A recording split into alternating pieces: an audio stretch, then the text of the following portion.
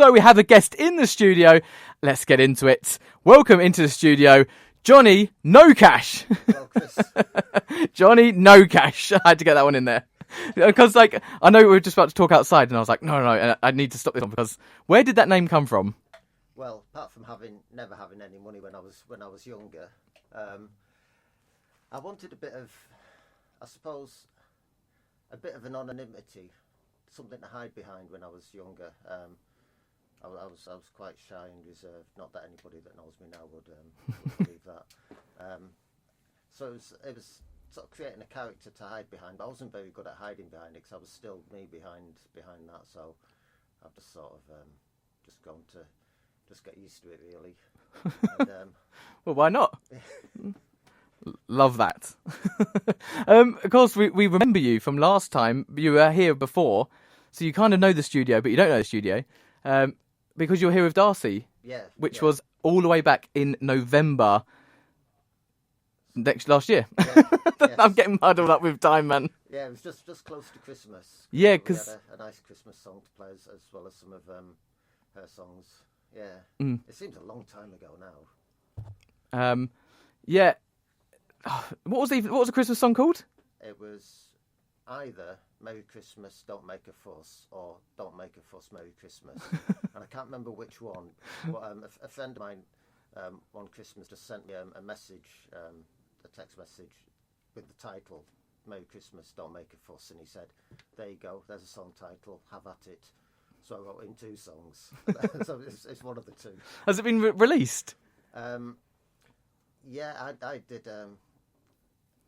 I thought every artist needs to do a Christmas album, so I did a Christmas album last year, and it's on that, which is on my Bandcamp page. Nice. And Darcy, I think, put the on Air Acoustic version on Spotify, and I suppose at some stage now I need to do like a proper recording and get Darcy to sing that. Then we can release that. Yep, absolutely. And you can send it to us right here. We'll play it. Because by the time we know it, Christmas will be here. Yeah, well, yeah, I mean, it's June now, nearly halfway through the year already. Oh, my word. Are we closer to next Christmas than the last Christmas? Oh, my word. I don't know. Let's not think about it. Let's enjoy the sun coming through the window behind us right now. Wishing our lives away. Exactly right. And talking of a life, you've had a life. Let's talk about the irony. The irony board. Well done, thank you. In 1993. Yeah. So I was in a band, sort of a band. There's me and another bloke called the Fabricators up in Bolton. There were 2 of us, and we just sort of busked around places, and they were sort of quite political songs. And I started writing songs that were less political, and then I wanted an avenue to sort of release those. So I quite liked the idea of again, sort of hiding behind a name. So the idea of a band being a band, but actually it was just me mucking about in the studio. So the irony board formed, and then we got a bit of interest quite early on from Rough Trade, and then I started to panic and thought, I better get a band together. So I recruited one of my friends up in my store, and then my cousin was a drummer, so I asked him to drum, and then all of a sudden we were a band and gigging around Manchester and the Northwest. That's like proper like chucked in at the deep end kind of thing. No choice. That's it. We're here. We've got to do it. yeah, and it's fun, and that sort of chucking in at the deep end sort of stuck with us.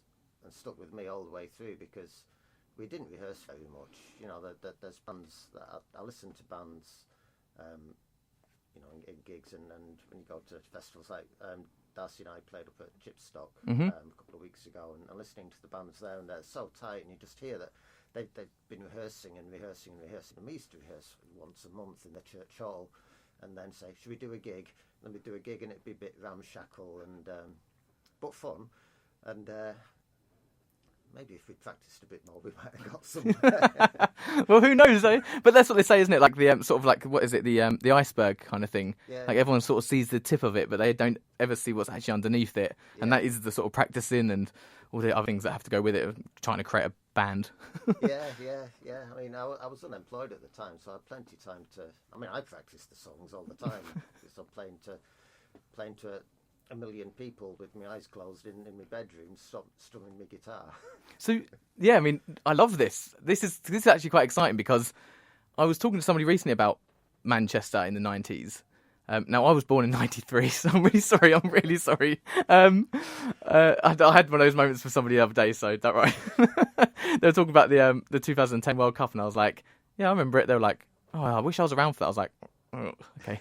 Yeah, so what goes around comes around. But Manchester in the 90s, you've got Manchester United football team that are absolutely doing amazing. You got Oasis, Stone Roses, Happy Monday, all that kind of stuff. That must have been an amazing time, the 90s in Manchester. It was, although I'd left Manchester by halfway through 1995. So I was lucky enough. I was really lucky that I was in Manchester and sort of Greater Manchester, Lancashire, just at the time that explosion of bands was coming through. I went and saw James Lode's Spiral Carpets. We had Manchester North of England compilation tape, which ended up having about, I think it was just given away with City Life magazine, you know, one of the little magazines Yeah. they have, and ended up having, I think, 5 or 6 bands that hit the top 40 in there. But despite all of that, I mean, yeah, Man United were doing well, but I'm a Bolton Wanderers supporter, and they were just crumbling away in the 3rd and 4th division. So it wasn't that great a time. Despite that, I still never managed to see the Stone Roses or the Happy Mondays. Man, I was like waiting for this like amazing. I saw all the other bands. I saw the Man from Del Monte. I saw the Milltown Brothers. Saw the Railway Children. Nice. But I mean, you've done enough. You did enough. Yeah, Fair play. You lived a life. But the Stone Roses were still around. They were, when we recorded. We did some recording with the Irony Board in the studio in Glossop. And there was a drum kit in the corner, and we were told we couldn't use that drum kit, and actually don't go anywhere near that drum kit. So we were just a bit sort of alarmed by it all, and then it turned out when the Stone Roses' second album came out, the bloke that was engineering our session had been engineering the Stone Roses album. Oh wow! And they'd been recording it where we were recording our thing, and it was their drum kit. That's it. I love stories like that. So we got close, but I still never saw them play live. But I love moments like that because, like, again, like when you've been in places like Abbey Road Studios or somewhere like that, or even on stage at like the Royal Festival Hall or something like this, you go, oh my god, how many people have like walked these floorboards and done like these changing rooms and dressing rooms and even just like seeing like all these equipment. I love it. I get a proper buzz from it. It's great. I mean, this was a working man's club in Glossop. It wasn't a fancy studio or anything. So we were amazed when we found out who'd been recording there. But I suppose it makes sense because it was in the middle of nowhere, and nobody would have thought they'd be there. Exactly. But this is what I say to people. Everyone thinks like bands and artists. I mean, don't get me wrong. It's a good life, but a lot of it's illusions. Like, you know, it's not what you think it is. Like when they talk about like rehearsals and all that kind of stuff, it's like, no, it's probably just like a really small barn on a farm, working farm, completely hidden away. Like it's not what you think it is. Yeah. And I think that there's a lot of time spent all together in small environments, and that's probably why a lot of bands sort of end up imploding, so that there's just too much and too much time doing nothing as well. Yeah, true. You said there you moved from Manchester in the middle. Where did you move to? I moved down to Stanmore. Oh, okay. And then started a family, and I've been here since. Oh, okay. I've been here longer now than I have been than I was up in Bolton. So how did that work with the band then? Well, we just stopped. Our last gig was in a pub in Wigan. It was a great pub. They'd had us back, but it was just we got paid loads of money. Just basically, it just felt like a rehearsal because we were just so relaxed. We knew it was our last gig. I mean, we'd hoped to carry on, but in reality, it was just gonna be too much. Yeah, fair play. Yeah. It's quite a long journey. Yeah, it is. Yeah, especially when you don't drive. Oh, okay. Yeah, okay. Yeah, definitely. It's definitely a long one. Right, we've had a great chat there. I think it's now time for some music. What's your first song? Right, this first song is called Broken Down Lorry, and that's the name of a band I was in later, and also the name of the song and the name of a story that's being written at the moment. Okay, we'll talk about that a little bit more. All right, this is exciting. We haven't heard it yet. I know, but this is why I'm excited. I love new music. This is what it is, but this is what it's all about on Vibe 107.6.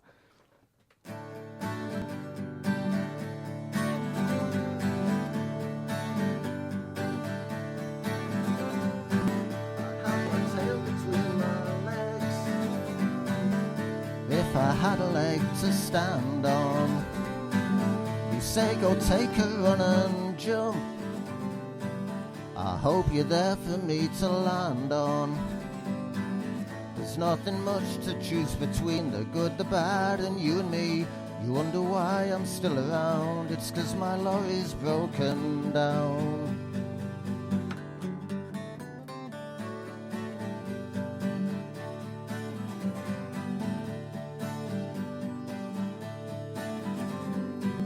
It's hard to keep feet on the ground when you live with head in cloud. Your star is bright but not the brightest. Mine hasn't yet been found. There's nothing much to choose between, the good, the bad, and you and me. You wonder why I'm still around, it's 'cause my lorry's broken down.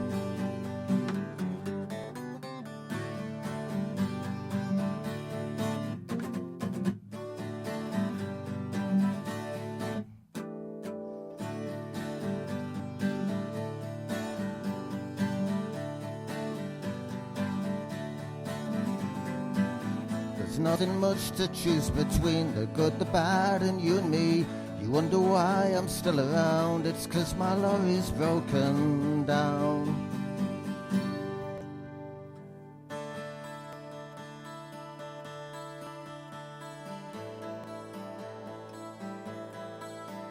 Well, I won't get fueled again.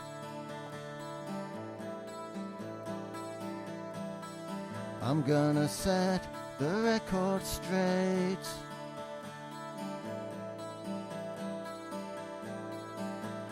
There's no more going back.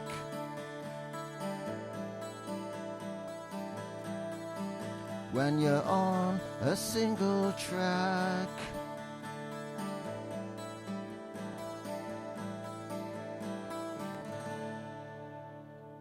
Oh, what a treat! What a treat for us on this Thursday evening here on Vibe 107.6 on Air Acoustic, Johnynocash with Broken Down Lorry. yeah, there we go. So I love how you just before said that, how we were like, there's quite a journey between Manchester and London. And then you went, I don't drive. And then you said, I wrote a song. I've got a broken down lorry. Yeah. Well, the story involves somebody. Basically, you don't know where they've come from, and I'm not sure we'll ever find out. But they travel up the coast and end up in a boat, coming up onto the shore, and then trying to hitchhike to somewhere quite unsuccessfully, and to the point that they end up just holding a blank bit of cardboard so that the drivers going past just have to slow down to squint to see what it says on it to see if they can work out where the person wants to go to. He does get a lift off somebody, but that somebody turns out to be a little bit scary. Mm-hmm. So they come to a crossroads. He jumps out of the van and stumbles his way through some grassland and finds a broken down lorry and makes it his home.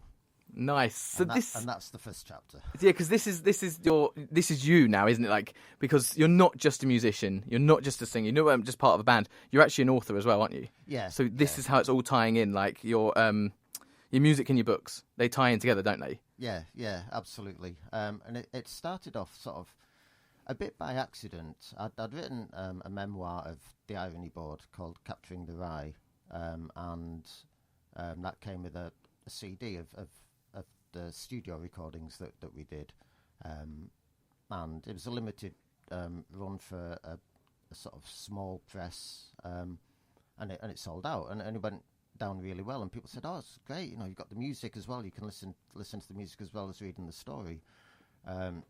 So I thought, yeah, that sounds quite a good idea, and a lot of my songs were sort of story based and sort of fictional stories, so it made sense to try and sort of extend them into proper stories. So so I started writing novels, and with them there's usually some form of music. So I wrote the first novel. I've written a trilogy about a young man called Wilf, and it sort of traces him from 16 through to 20. Coincidentally, he lives in the northwest of England, and sort of forms a school band and has a run-in with the Stone Roses. I mean, closer than I ever got. So it is fiction. My mum read it, and she said, "Oh God, I didn't know any of that was happening." I said, "No, it wasn't. It's just fiction." But other bits of it, obviously, are sort of based on real life. You know, descriptions of places are quite real. Because that's the easiest thing, isn't it? Like writing what you know. Yeah. Or is it? I don't know. I think maybe that's where I'm good at, maybe like writing from what I know. Are you? What's your like kind of like? Yeah, I like think imagination so. like? I think so. I mean, you have to have a bit of imagination, and it's about taking the reality and then taking it on to the next step. And you know, when you think about your life and all these sort of flashpoints, you think, well, if I'd made a different decision here, what might have happened then, and then what might have happened, and then you end up with your sort of fiction. So you just take a small starting point of reality, and then move it on from there. Having said that, science fiction writers, I mean, it's really not my cup of tea, but how they do it, I mean, hats off to them. That level of sort of imagination and depth of creativity is just quite something, really. Oh, it's incredible. Like, I can understand why people like go, "Oh no, I'm lost in this book now. Like, don't talk to me." Like, and I love that. I think that's such an amazing thing.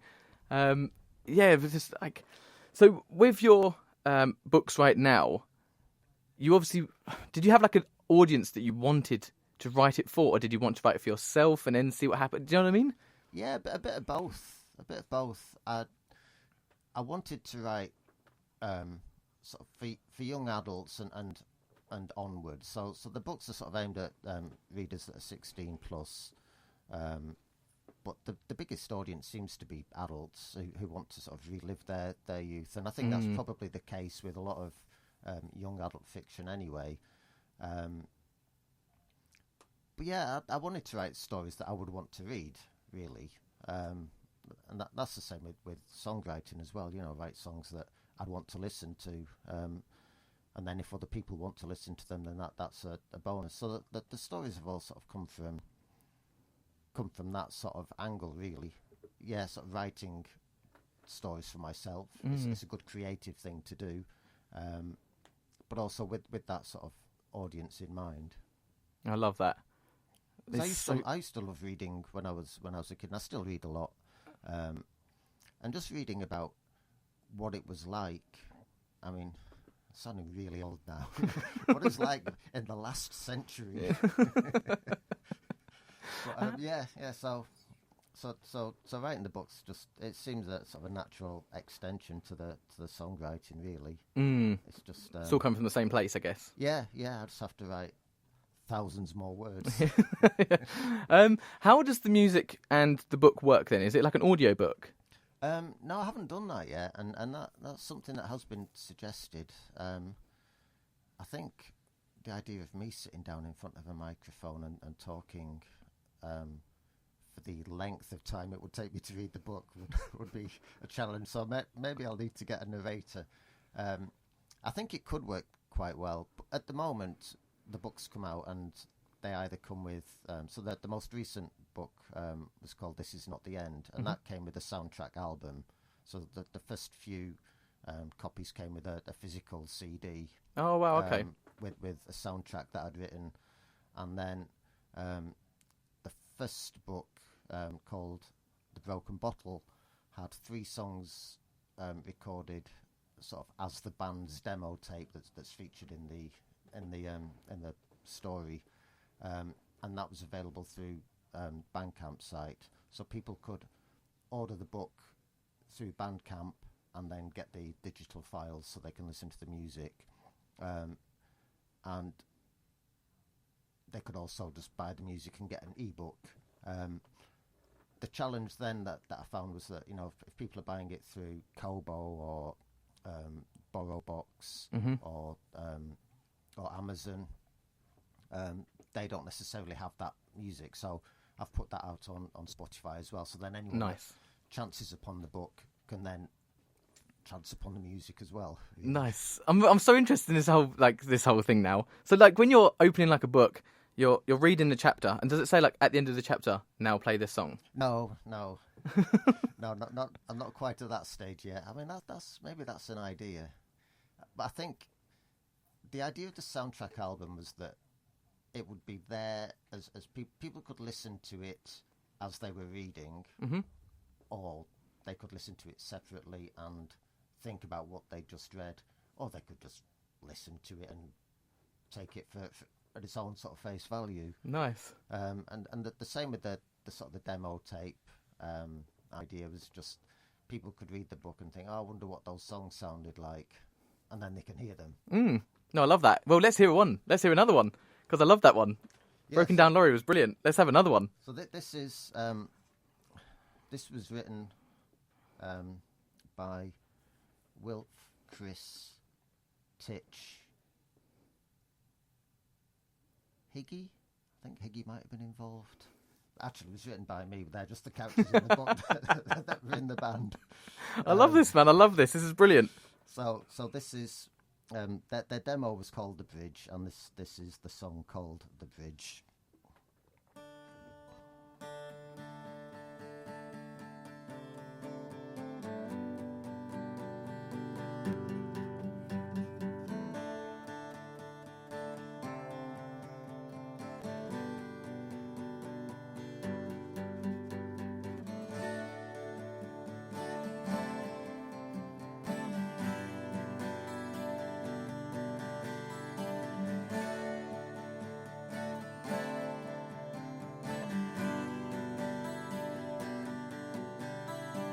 I see stars when I close my eyes. I can still see stars when they're open wide.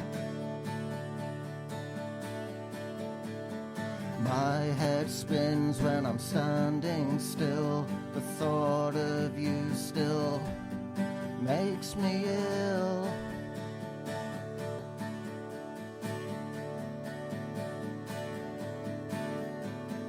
Take me down to the riverside. I can't believe that you never lied.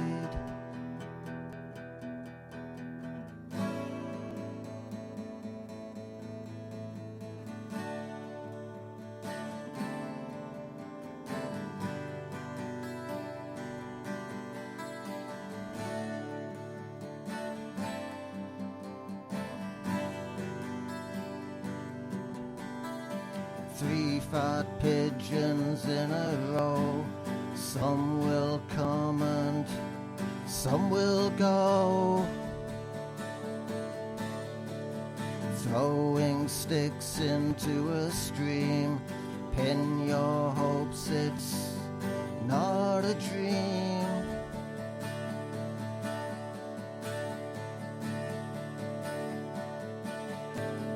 Tell me what I need to know. Who held tight and who let go.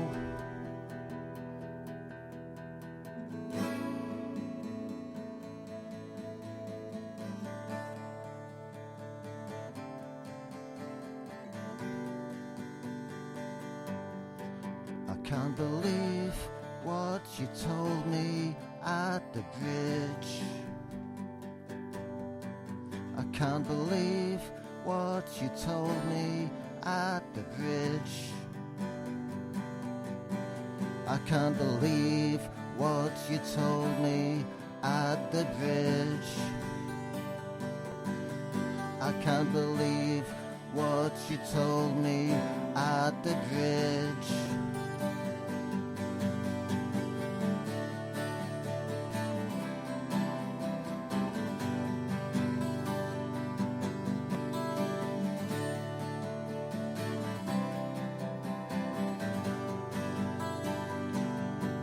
At the bridge.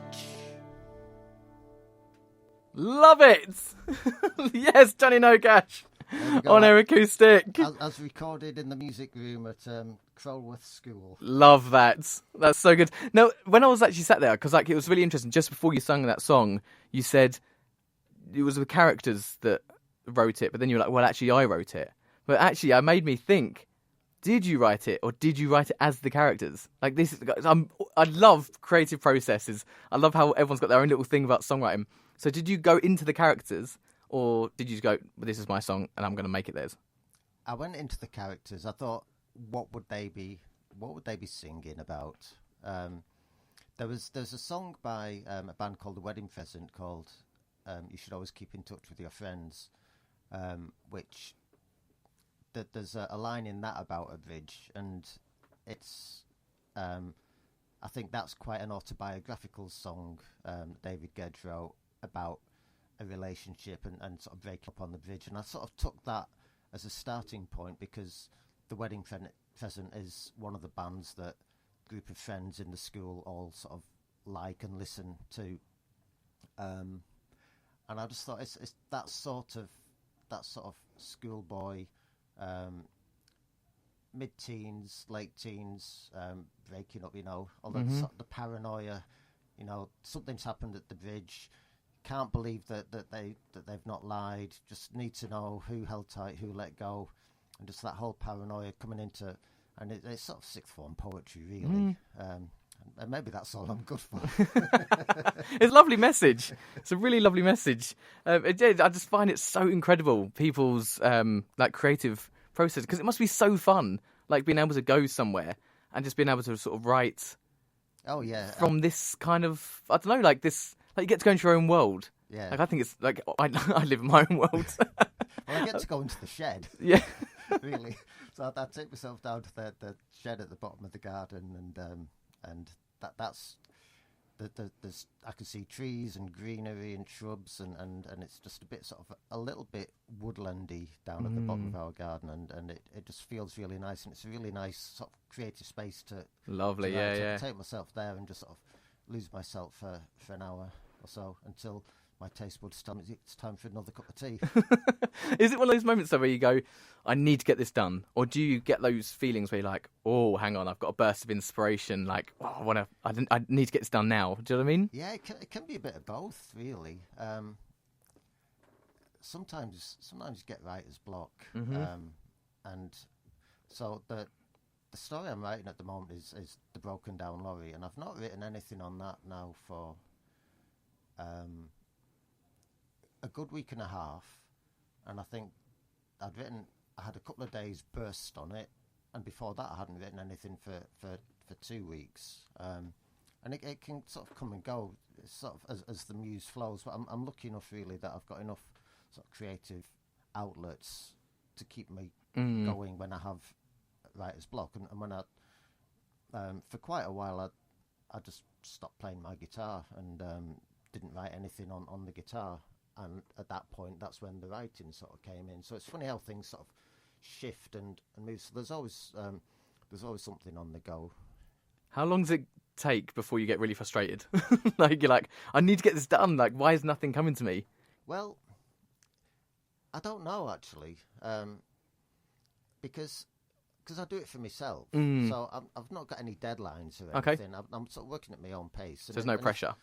And yeah, the Broken Down Lorry. I started writing that way back in when I was in the Broken Down Lorry. So probably about 2006, 2007. Oh, well, okay. I think I started writing it, and I've gone through it and thought, actually, that's a bit rubbish. I'll change that bit and so on. So I'm still on the go. But then other stories. So the trilogy, they were all written in the space of 4 years. So That's that was just mad. like, boom. You know, There you I go. really had that sort of flow to go with. There's no one size fits all, is there? No, Which no. I love. I think that's why I love doing on Air Acoustic, because of how many amazing stories come from it. Yeah, so I've joined Watford Writers Group. Nice. That's a nice sort of community group of writers, and I'm hoping that they're going to teach me tricks on how to overcome the writer's block when it does arrive, because I start to feel guilty about not having written something, and I think I should do it, and even though I don't quite know how to go on to the next stage, so hopefully things will come of that. Absolutely. Have you got another song for us tonight?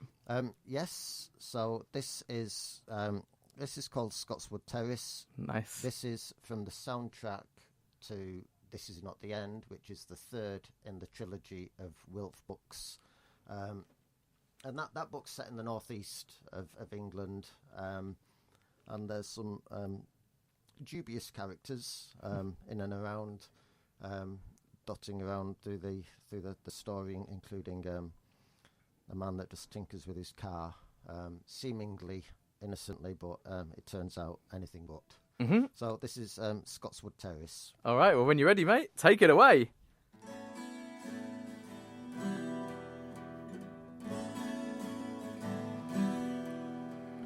Build my walls with mesh and razor wire,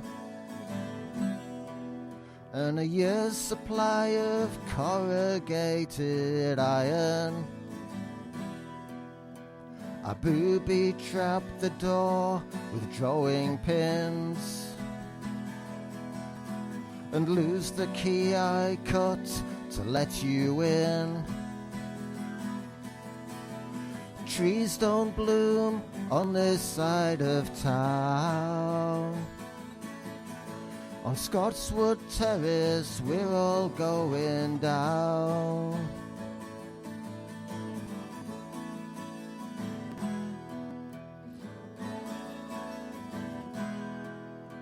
I dig myself a trench to keep me busy, and paint a sign that says, beware my heart. I can't cope with all this A&E, so sober up or send yourself to sleep. Trees don't bloom on this side of town. On Scotswood Terrace we're all going down. I'd shut up shop and sell my stock, but love, you know you're all I've got. Let's paint some flowers on this dying vine.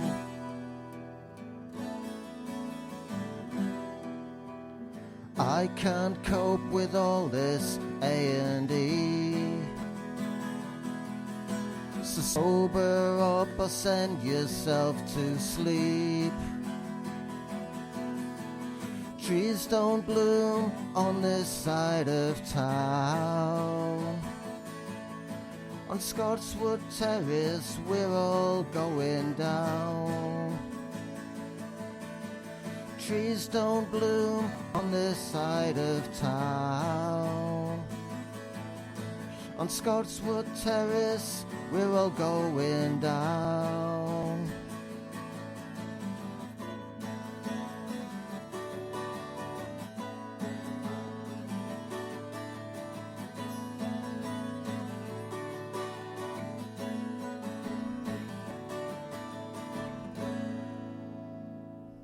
Yes, it's brilliant. This is such a treat. I'm absolutely loving this because I've never had this before. But like, if someone was discovering you for the first time tonight, where do people start? Is it the books or is it the songs? Oh, I don't know, really. You pick. You can find both at brokendownrecords.bandcamp.com. And most of the music I give away for free as well, because like I said, I do it for me. So I'm not in it for the money or the fame, which is fortunate, really.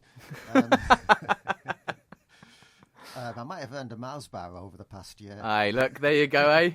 What more can you want? Absolutely. Well, I'm aiming for a double Mars bar. Oh, hang on. Yeah, so come on, folks, buy the books, buy the music. So the books are there on the Bandcamp site as well, and you get the music, or you can go to your bookshop, online bookshops, ebooks, wherever. So the books are available. I suppose it's just what takes people's fancy, really. How hard was it to get the books published? Because people talk about it, don't they? They go, oh, like J.K. Rowling's the famous one, isn't it? It took like 9 attempts or whatever it was. Yeah, I mean, these are self-published under Broken Down Books, or Broken Down Publishing, I can't remember which. There's a bit of a theme going on, isn't there, really?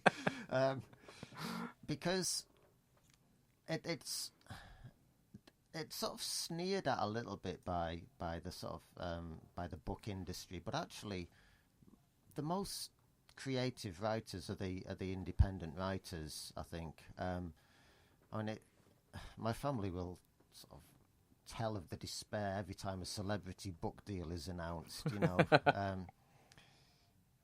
Tom from McFly's written a children's book, and all of a sudden he's got a publishing deal. Well, hey, I don't think he needs the money, to be honest, or the exposure.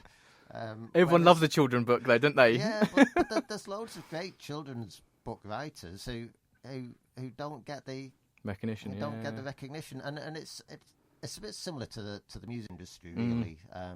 Publishers, they need to make money, and so they'll get the celebrity book deals because they don't need to do much marketing, because like Richard Osman, everybody knows Richard Osman, and he's a very likeable person. Mm-hmm. So straight away he's got a market.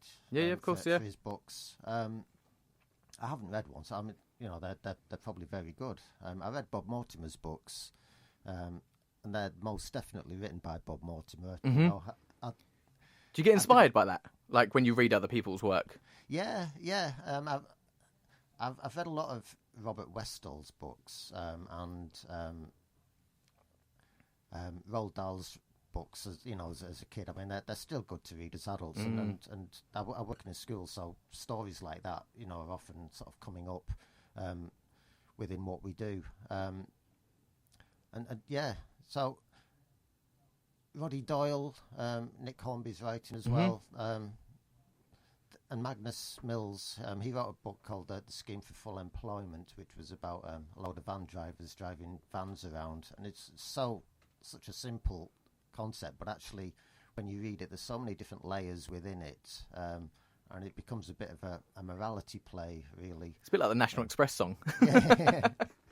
You can make a song out of anything. Yeah. Well, I've been trying to make a career out of writing a song about anything. Well, look, this is why On Air Acoustic exists, to give a platform for those voices. Look, people need to know because, this is why I love it. Like, this is exactly what On Air Acoustic was at. So thanks for sharing the stories. So you got your books out, but are you also performing solo now as well? Are you back out? Well, for the first time in about 8 years, is it 8 years? 6 years. 6 years. I've dragged myself out in front of the microphone nice. on my own, rather than just sitting in the corner while Darcy sings. I did a short set at the Bushy Performing Arts Festival nice. at the weekend, and it was great. I loved it. It was it didn't fill me with the existential dread that I used to get when I was a teenager, thinking I had to do it to make it, and it was just me going and playing some songs and people stopping and listening, and that's as much as I could hope for. No, you can just enjoy it. Yeah. I think that's amazing. I think that's what it should always be. Just enjoy it. Yeah, there's just no pressure. Exactly. So I might well go out and do some some more if anyone will have me. Have you got any more coming up? Or No, nothing at the moment. School summer fair. oh yes, nice. Yep. But that won't be me on vocals. No, nothing at the moment. Yeah, well, I thought I'd give it a go and see how the Bush Performing Arts Festival and tonight would go. Well, it's gone amazing tonight. Well, yeah, I've really enjoyed it. I've really loved it, mate. I've really, really loved it. I'm so happy you came in. Yeah, so am I. Because you got to share your story, and I think there's a lot of people out there right now that will absolutely love it. The books are still cool, man. Like yeah. I know the iPads and the AIs and all that are trying to take over, but books are still cool. Yeah, you can actually, of course. If people need to find you, how are we finding you? So Instagram on, I think, at Johnynocash, and Blue Sky at Johnynocash.bluesky app or whatever it is. I quit Twix because of political reasons. Fair play, fair play. And I've never been on Facebook. Can't do Facebook. TikTok. I keep threatening to maybe do TikTok. That would just cause so much embarrassment to so many people I know. So maybe not. Well, look, I'm still trying to learn it, but honestly, mate, we are out of time. I just wanted to say a massive, massive thank you again for you for coming in. It's been absolutely amazing. Lovely. So thank you so Chris. much, and I wish you all the very best. And that is it for tonight on Air Acoustic and Raw Vibes. Thanks so much for tuning in. Again, we go again next Thursday when Bo Madison is in the studio. Until then, have a great week and buy Johnynocash books.